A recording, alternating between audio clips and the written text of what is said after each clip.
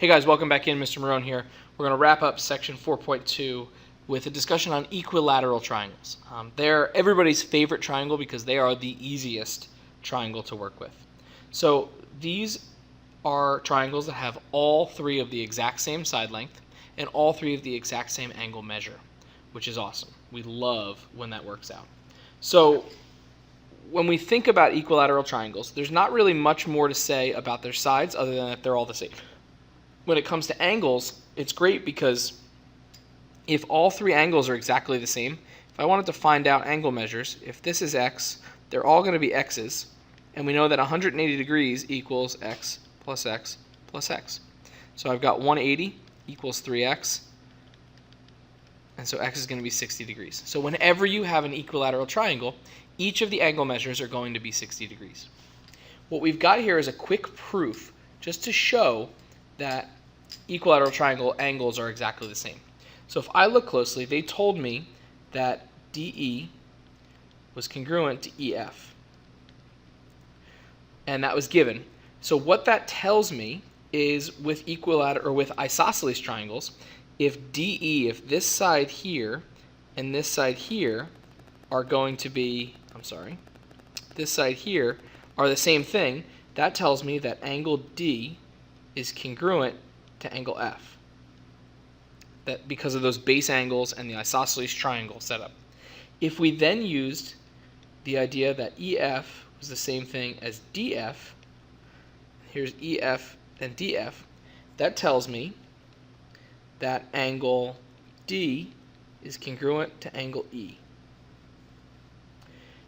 And if we just use the transitive property, noticing that these two angles are both congruent to angle D, we can say that angle E is congruent to angle F. And now we've got all of it proved to say that D, E, and F are exactly the same thing. So using isosceles triangles, we can prove stuff about equilateral triangles. Now we're just going to put it to use. We're going to do one quick example using this. So they told us that CBD, this angle down here, was 130 degrees. Now looking at my figure, they told us that these three sides in triangle ABC are all the same. So that tells me that this angle, and this angle are all exactly the same, or that all of those angles are 60 degrees. This is an equilateral triangle. Okay. If we know that to be true, before we move on, AB and BD they said were the same, so that means these two angle measures are going to be the same since they are base angles of an isosceles. So we really need to find what BAD is. In order to get that, we're going to look right here. So we've got this set up right there. We know that this is 60, and we know the whole thing is 130. To get this angle here, I just have to subtract. 130 minus 60 is going to give me 70 degrees. So looking at this triangle over here, ABD, if I take out everything else, we know these two angles are the same, and I know this angle is 70.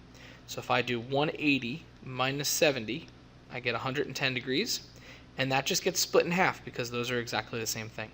So 110 divided by 2 is going to give me 55 degrees. So angle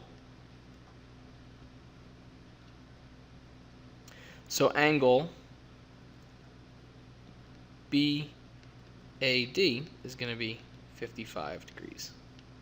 There's nothing to do on the next page. I just wanted to point it out to you that these are our three rules when it comes to isosceles triangles, equilateral triangles, and then this idea of the perpendicular bisector, that the line is going to be perpendicular to our base of an isosceles triangle, and it's going to create two congruent pieces there.